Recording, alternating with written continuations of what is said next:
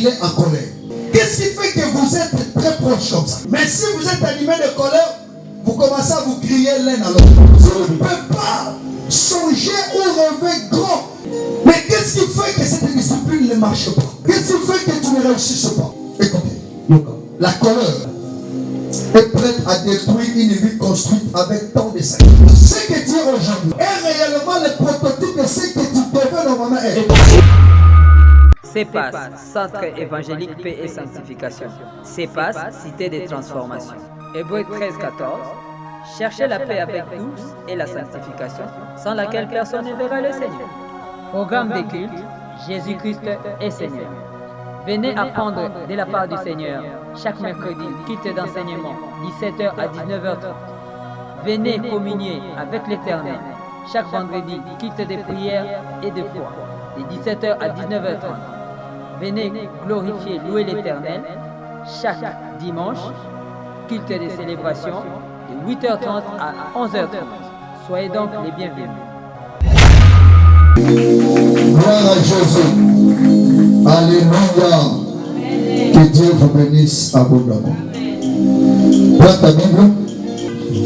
Je suis très heureux de pouvoir ce matin participer dans cette grande fête de la parole.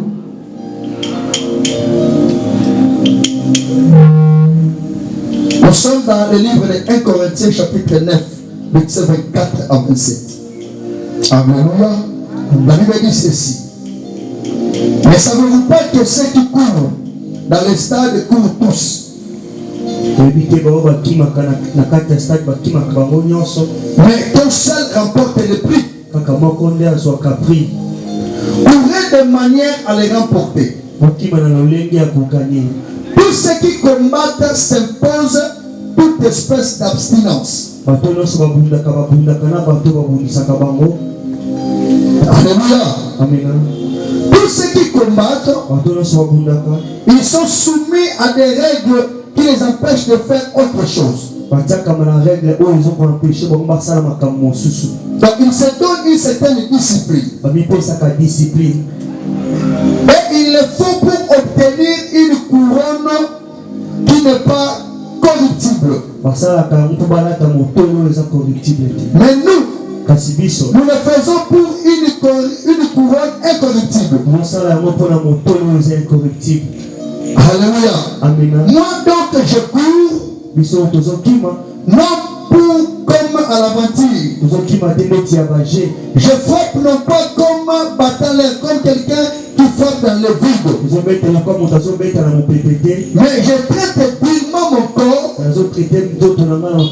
je le tiens assujetti de peur d'être moi-même désapprouvé après avoir prêché aux autres. Acclamons la parole de Dieu. Que Dieu vous bénisse. Vous pouvez vous asseoir. Amen. Je te bénis au nom de Jésus. Que le Seigneur soit loué pour cette matinée. Notre thème est intitulé la discipline et la gestion de la colère. Alléluia. Bien aimé, écoutez-moi. En tant que chrétien, nous développons la discipline en apprenant à mettre en pratique la voie de Dieu.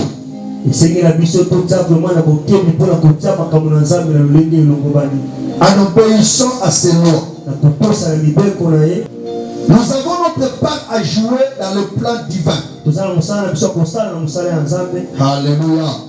Nous devons persévérer. Nous devons être disciplinés. Et nous devons avoir confiance en Dieu pour achever l'œuvre qu'il a commencé en nous. Bien aimé, la discipline nous aide à développer de bonnes habitudes dans notre vie. Nous pouvons prendre l'exemple des athlètes, ceux qui font le sport ou ceux qui courent. Ce sont des athlètes qui font des courses. Alléluia. Pour devenir un bon athlète, pour songer à avoir un couronnement en tant qu'athlète, votre vie doit être basée sur des disciplines. Il y a des choses qu'un athlète ne mange pas. Il y a des choses qu'un athlète ne fait pas. Dans la carrière ou dans le parcours d'un athlète, il y a plusieurs interdits.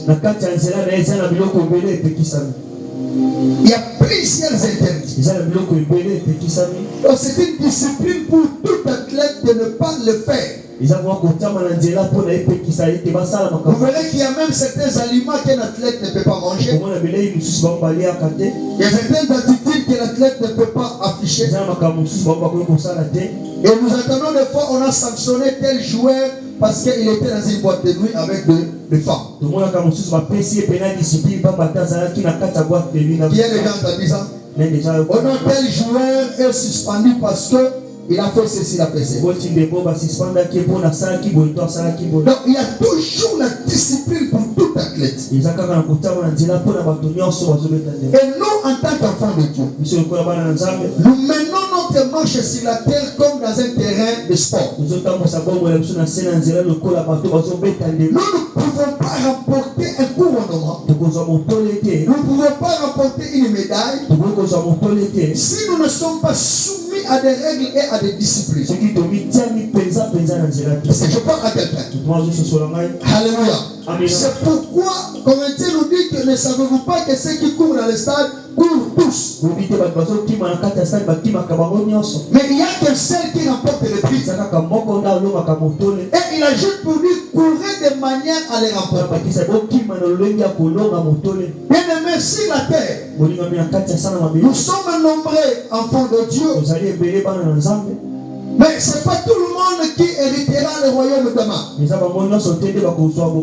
Seulement une catégorie de ceux qui respectent scrupuleusement la parole de Dieu. Seulement ceux qui se donnent une discipline par rapport au commandement de Dieu. Alléluia. La discipline nous aide à développer de bonnes habitudes. Alléluia.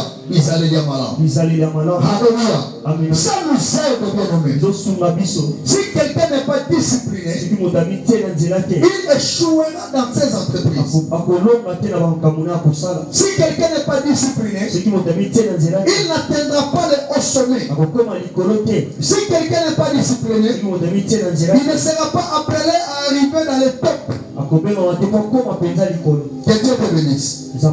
Écoutez, je vais te dire quelque chose de très capital. Tu peux noter ça. Comment? La distance entre qui vous êtes et qui vous voulez être est dans ce que vous faites aujourd'hui. Non.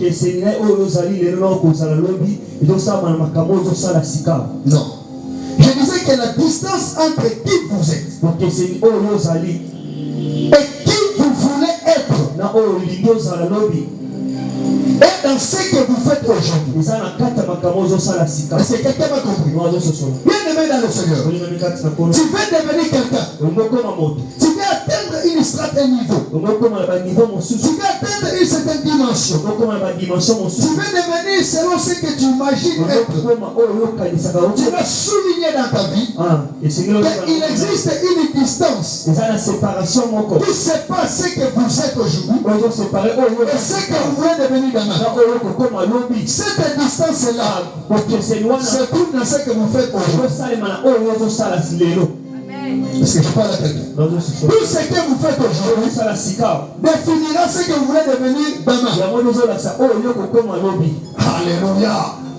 Si vous continuez à faire ce que vous faites aujourd'hui, vous aurez le même résultat demain. Oh mon Dieu. Je disais que si vous continuez à faire ce que vous faites aujourd'hui, vous aurez le même résultat demain. Donc si quelqu'un décide de faire le bien aujourd'hui, le résultat qu'il aura demain, c'est seulement le résultat lié à ce qu'il fait aujourd'hui. Si quelqu'un décide de faire le mal aujourd'hui, le résultat qu'il aura demain restera le même par rapport à ce qu'il fait aujourd'hui. Alors ce que vous voulez être, ce que vous voulez devenir, est fonction de ce que vous faites aujourd'hui. Que faites-vous aujourd'hui pour assurer votre demain? Que faites-vous aujourd'hui pour assurer votre éternité? Que faites-vous aujourd'hui pour l'enlèvement qui viendra demain? Que faites-vous aujourd'hui pour votre rencontre avec le Seigneur? Que faites-vous aujourd'hui pour que vous soyez compté parmi les grands entrepreneurs dans ce pays? Que faites-vous aujourd'hui pour devenir tel ou tel dans un domaine donné? Alléluia. Bien-aimé dans les Seigneurs, la distance entre qui vous êtes et ce que vous voulez être et dans ce que vous faites aujourd'hui. Celui qui fait le bien, celui qui investit bien, celui qui prie bien, celui qui crée l'éternel, celui qui marche dans la crainte de Dieu, celui qui met du sérieux dans sa vie, il est en train de semer des choses qu'il devra récolter demain.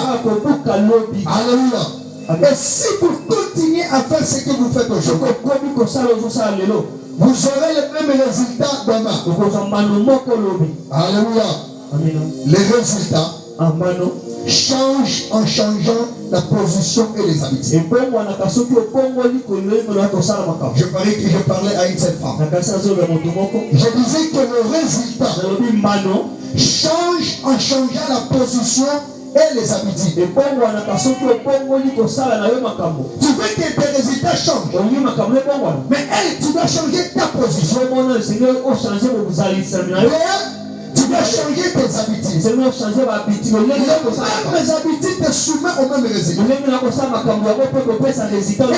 même position te soumet au même résultat. Tu ne peux pas changer ou rêver grand si tu fais des choses toujours dans la bassesse. Tu ne peux pas songer devenir une grande personne si ce que tu fais ne reflète pas la grandeur. Tu veux que Dieu t'élève. Tu veux que Dieu te place au-delà de la mer. Tu veux que Dieu te positionne. Mais regarde autour de toi. Regarde la position que tu occupes dans la présence de Dieu. Regarde tes habitudes quotidiennes. Regarde ta manière de marcher avec Dieu. Je suis venu dire à quelqu'un ce matin, change ta position et le résultat autour de toi changera. Change ta position. Il est encore grand temps et c'est encore possible. J'avais dit ici, le vendredi, ne sois pas un suiveur. Ne sois pas un suiveur. Parce que l'initiateur de mauvaises choses, il connaît toujours très bien ce qu'il fait. Il fait tout pour séduire ceux qui sont ses dépendants. Afin de ne pas périr seul. Afin de ne pas mourir seul. Il est là pour enrôler ceux qui mourront ensemble avec lui. Le diable avait enrôlé derrière lui des anges déchus. Et lorsque l'Éternel a frappé sa main, il n'a pas été précipité seul. Ensemble avec les anges déchus. Et jusqu'à aujourd'hui, Satan continue d'opérer. Il est en train de séduire les âmes afin de peupler aussi son royaume. Alors ne sois pas un suiveur. Tu peux suivre quelqu'un qui va détruire ta destinée. Tu peux suivre quelqu'un qui peut flouer ton avenir. Alors tu dois faire très attention d'être un suiveur. Est-ce que quelqu'un peut dire Amen? Amen. Alors c'est quoi les habitudes? Les habitudes sont des actes répétés quotidiennement et fréquemment. Alléluia. Ce Ce sont des actes répétés quotidiennement et fréquemment. Alléluia. Comme le bien et le mal. Comme la lumière et les ténèbres. Comme le blanc et le noir. Il existe également les bonnes habitudes et les mauvaises habitudes. Écoutez-moi. La discipline t'aidera à atteindre tes objectifs avec succès. Beaucoup de gens ne sont pas disciplinés. Même lorsqu'ils font un commerce, c'est un petit fonds comme capital. Mais si tu n'es pas discipliné, tu n'arriveras pas au top. La discipline te donnera l'accès à la réussite dans tes entreprises. Alors si tu veux réussir, veille sur toi-même. Veille sur tes actions. Veille sur ta foi. Veille sur ta marche. Veille sur ta communion avec Dieu. Vérifie toutes les actions que tu veux poser. Veille sur ton image. Veille sur ta réputation. Veille sur ta dignité. Les réseaux sociaux aujourd'hui ont détruit beaucoup de gens. Parce que je vois même certains enfants de Dieu faire des vidéos sur TikTok. Ils oublient que ces vidéos peuvent compromettre leur avenir. Alléluia. Il faut faire très attention. Tu es appelé à veiller sur toi-même. Tu dois veiller sur ta personne. Veiller sur ton comportement. Veiller sur tes relations avec les hommes. Dieu t'a créé pour un but. Tu n'as pas été créé pour rien. Tu es la réponse de Dieu aux questions des hommes qui sont autour de toi. Tu es la réponse de Dieu aux problèmes qui t'entourent. Tu es la réponse de Dieu même aux problèmes des autres. Tu es la réponse de Dieu même aux problèmes de cette nation. Sois comme Jeanne d'Arc, sois comme Catherine Kuhlman, sois comme des femmes et des hommes qui ont été des réponses par rapport aux problèmes liés à leur nation. Sois une réponse de Dieu même pour les problèmes autour de cette église. Femme, sois une réponse pour les problèmes dans ton foyer. Sois une réponse pour les problèmes dans ta famille. C'est pour cela que Dieu t'appelle. Alléluia. Bien-aimé, écoutez, il y a des choses que Dieu attend de vous. Dieu attend de vous que vous deveniez ce que vous devez être. Dieu attend de vous et que vous deveniez ce que vous devez être. Bien-aimé, et tu sais que tu devais être. Est-ce que tu es ce que tu devais être? Ce que tu es aujourd'hui est réellement le prototype de ce que tu devais normalement être. Est-ce que qui parmi nous est celui qui devait être réellement? Si tu ne l'es pas encore, que Dieu t'aide ce matin, que tu pries et que tu appliques la discipline dans ta vie afin de devenir celui ou celle qui devait être. Alléluia. Alléluia. Bien-aimé, devenez effectivement la personne à laquelle Dieu veut. C'est-à-dire celle qui achève très bien la mission que Dieu lui a assignée. Écoutons Timothée chapitre 4 verset 7. Écoutez ce que Paul dit. Il dit, j'ai combattu le bon combat. J'ai achevé la course. Non, j'ai achevé la course. J'ai gardé la foi. Bien-aimé, Paul dit, j'ai combattu le bon combat. Et il dit, j'ai achevé la course. Bien-aimé, tu es appelé à achever la course. Parce que ici sur la terre, il y a une course qui est en marche avec Dieu. Tu cours comme dans un terrain de football. Tu cours comme dans un terrain des athlètes. Et l'objectif est d'atteindre le point le plus haut. Si tu n'atteins pas, tu n'auras pas le couronnement à la médaille. Alors lorsque tu arrives à atteindre ce point-là, tu reçois la médaille et tu peux dire que j'ai combattu le bon combat. J'ai achevé la course. Mais ne meurs pas en quittant cette terre sans pour autant accomplir la mission pour laquelle Dieu t'a assigné.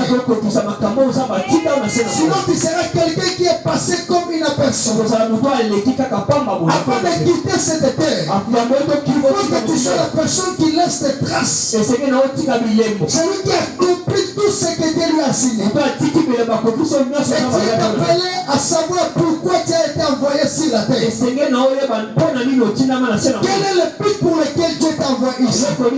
Quel est l'objectif pour lequel Dieu t'a placé ici? Chaque personne a un but à atteindre, a une mission à atteindre que Dieu lui a confiée. Frère, ne quitte pas la terre tout en étant un homme ordinaire. Avant de quitter la terre, Dieu t'a appelé à atteindre le but pour lequel Dieu t'a assigné. Alors pour atteindre cela, c'est la discipline. Bien aimé, par manque de discipline, il y a des gens qui ont eu du succès, mais n'ont pas su les gérer. Par manque de discipline. Et aujourd'hui, ils sont dans les oubliettes. L'histoire ne se répète pas toujours. Ce que tu as reçu aujourd'hui n'est pas obligé de revenir encore. Une fois tout s'ouvre devant toi. Tu vas capitaliser cette voie. Tu vas travailler pour maintenir cela. Est-ce que je parle à quelqu'un? Psaume 23, verset 4. On peut prendre de 1 à 6 et vous allez lire à la maison. Mais je prends seulement une portion qui nous est salutaire ce matin. La Bible dit, ta houlette et ton bâton me rassurent. Bien aimé, ici, j'ai toujours dit que c'est la discipline. Donc, même l'Éternel en tant que ton berger, avec tout son amour, il ne t'épargne pas de la discipline pour ton bien. Écoutez ce que je viens de dire. La Bible dit, ta houlette et ton bâton me rassurent. On parle de la discipline. Je viens de dire tout à l'heure, même Dieu, en tant que ton berger, parce que Psaume dit, l'Éternel est mon berger, je ne manquerai de rien. Et la Bible nous montre que la houlette et le bâton du berger sont là pour rassurer la brebis. Cela veut dire que c'est la discipline. Alors, je venais de dire tout à l'heure, même l'Éternel en tant que ton berger, avec tout amour qu'il a, il ne t'épargne pas de la discipline pour ton bien. Celui qui aime bien châtie bien. Bien aimé, raison pour laquelle tu es appelé à te discipliner toi-même aussi. Si tu t'aimes toi-même, tu es appelé aussi à te discipliner.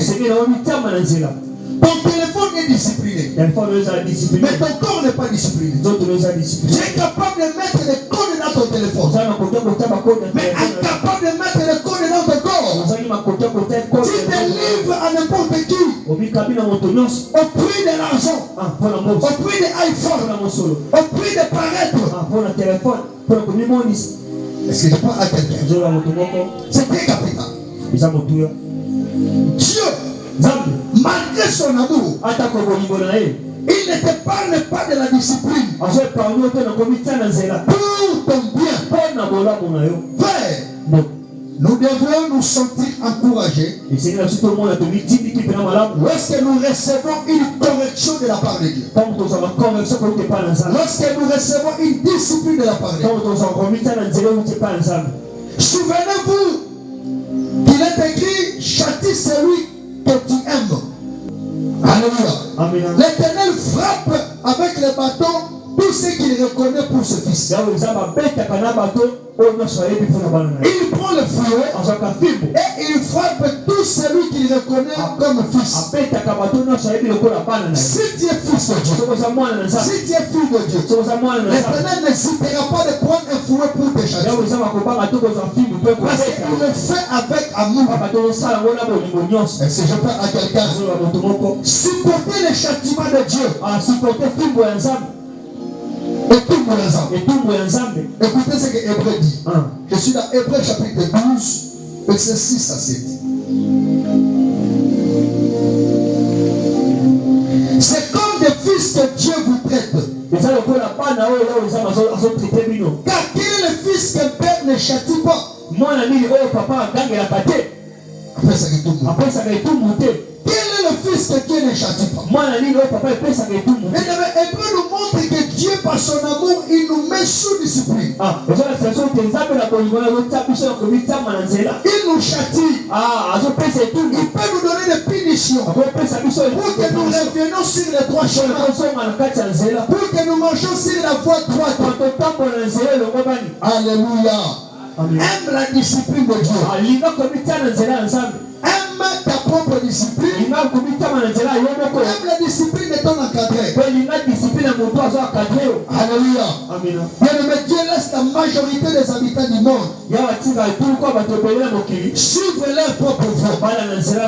Beaucoup n'écoutent pas les avertissements de Dieu. Dieu les laisse. Mais Dieu aime son peuple. Est-ce que je parle à quelqu'un? Acclame pour le Seigneur. Je m'en vais chuter pour te dire, la discipline nous permet de croître, nous permet de nous développer, nous permet d'avancer. Je voulais vous donner cet exemple illustratif. Cette église se passe à commencer le 30 juillet 2021, c'est ça? 2021. Voilà. Nous avons commencé le kit avec ces baffes ici. Ça. Je l'ai acheté sur Victoire, je me rappelle, c'était 73 000 francs congolais. Et il y avait un micro que j'utilisais, même si quelqu'un est en face que maman Nanette ne va pas m'écouter. Mais on appelait ça seulement micro. On a commencé avec ça. Je crois quelques mois plus tard, on a acheté ça. Près de $200. Je crois une année et demie plus tard, nous avons acheté là. Regardez tous derrière, vous voyez ces deux baffes. Alors, si nous commençons ici, nous montons ici, et jusqu'au jour où nous sommes là. Et demain, je suis en train de penser que nous puissions avoir des baffes qu'on appelle liner. On pose au-dessus là. Ce sont des petits baffes, mais avec un son très sophistiqué. Donc pour dire que la discipline te permettra de croître. La discipline te fera quitter d'un point A. Tu arrives au point B. Mais ce n'est pas ça le terminus. Le mal avec plusieurs personnes. Lorsqu'il était ici, il quitte, il arrive ici. Pour lui, c'est fini. Le reste est là, il s'en fout. Oh, Dieu ne t'attend pas ici. Dieu ne t'attend pas là-bas. L'objectif est de l'autre côté. La discipline. En sorte que tu quittes tout petit pour atteindre le lieu où l'Éternel a préparé le pour le L'éternel Dieu a un projet projets sur toi. Des projets de bonheur et non de malheur. L'éternel Dieu t'a créé ici sur la terre pour un but. Avant de quitter la terre, tu dois réellement devenir celui que tu devais être. Si je parle à quelqu'un. Mais qu'est-ce qui fait que cette discipline ne marche pas? Qu'est-ce qui fait que tu ne réussisses pas? Écoutez, la colère est prête à détruire une vie construite avec tant de sacrifices. Gloire à Dieu, ce matin, je voulais te parler de la colère. Notre thème est intitulé la discipline et la gestion de la colère. Si la discipline te permet de construire une maison, de construire un avenir, de construire des projets, mais la colère, quant à elle, est prête à détruire une vie que tu as construite avec beaucoup de sacrifices. Alléluia. La colère arrive avec des émotions qui sont passagères. C'est seulement passager. Mais si tu ne fais pas attention, ça peut détruire quelque chose que tu as acquis avec beaucoup de peine. Une relation massacre que tu as conçue avec beaucoup de peine. Seulement par une petite incompréhension, tu vas arrêter. Un mariage que tu as acquis avec beaucoup de peine. Seulement avec une petite incompréhension de colère que tu veux fouler. Une affaire que tu as commencé avec beaucoup de peine. C'est seulement suite à la colère que tu veux tout détruire. Bien aimé, il y a des gens lorsqu'ils se fâchent, ils commencent à casser même des meubles dans la maison. C'est la sorcellerie. Quel esprit méchant. Quel manque de contrôle. Quel manque de stabilité. Comment tu peux détruire même ta télévision que tu as achetée parce que tu es fâché? Nata na siliki ndenge na boya Goliath ba frère no ba men ato siliki frère toi tu vas te marier demain ata maman peut so kanda on est zéro musunga na Goliath amina ato zoli ngoko kanga mozolia parce que vous sommes ma casse mais ça amène à bien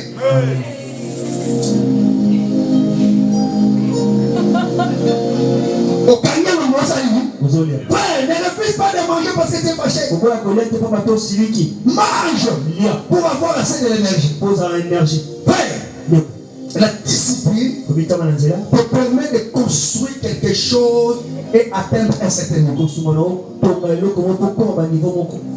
Mais la colère est là pour détruire ce que tu as construit avec beaucoup de peine et de difficultés.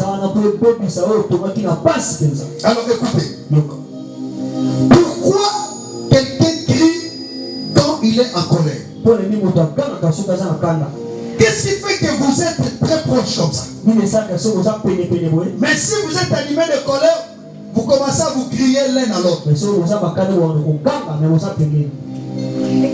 Lorsque les gens se chamaillent, deux personnes se chamaillent, qu'est-ce qui fait que chacune d'entre les deux là commence à hausser les dents et crier? Pourquoi ça? Mais la distance qui les sépare est peut-être de 1 mètre ou peut-être de 50 cm. Mais pourquoi ils crient? Écoutez. Alléluia. Alléluia. Pourquoi des personnes qui sont juste à côté, mais ils commencent à crier lorsqu'ils sont en colère? La réponse est celle-ci. Quand deux personnes se fâchent, l'une contre l'autre, il y a une distance qui se crée psychologiquement entre leurs cœurs. Donc cela veut dire que les deux cœurs, même si ils sont proches, mais psychologiquement ces deux cœurs deviennent très distants. C'est pourquoi lorsque les gens se chamaillent sous la colère, vous verrez, chacun va hausser le ton.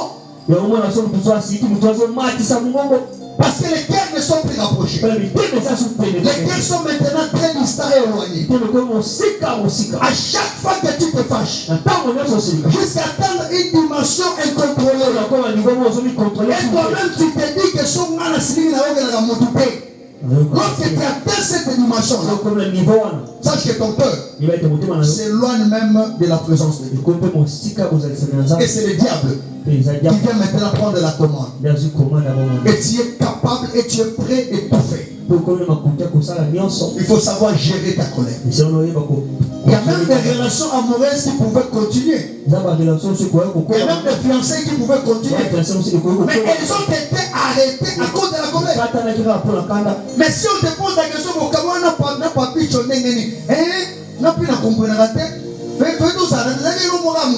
mais là où tu es parti, les mêmes choses continuent encore. Il